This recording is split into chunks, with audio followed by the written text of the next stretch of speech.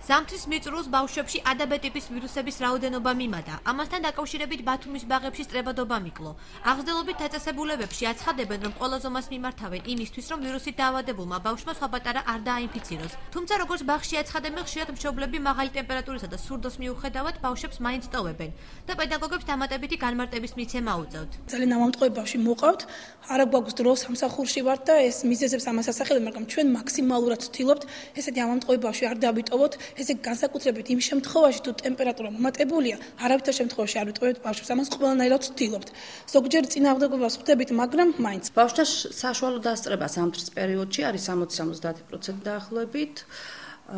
ეს იმით აიხსნება, რომ ზამთარში ხშირია ბავშვთა დაავადებები. ჩვენი ბაღის ექთანი ყოველდღიურად ამოწმებს ბავშვებს, ხდება ჯგუფებში შემოვლა და თითეული ბავშვის როგორც ჰიგიენური წესების დათვალიერება, ასევე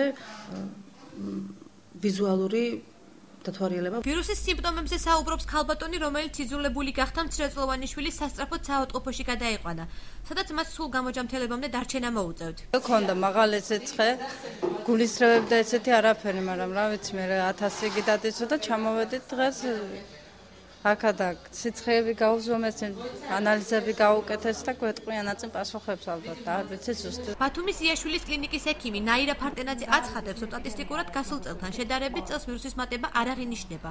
თუმცა მშობლებს ურჩევს ბავშვები ხალხმრავალ ადგილებს მოარიდონ. მაღალი ტემპერატურის დროს კი დაუყოვნებლივ ექიმს მიმართონ, რადგანაც B ტიპის ვირუსი შეიძლება გაუფრთხილებლობით პნევმონიაში გადაიზარდოს. სიმპტომები, რაც ახასიათებს ვირუსულ სეზონურ გრიპს, ის არის მაღალი ცხელება 38-39 გრადუსი ცელსიუსით.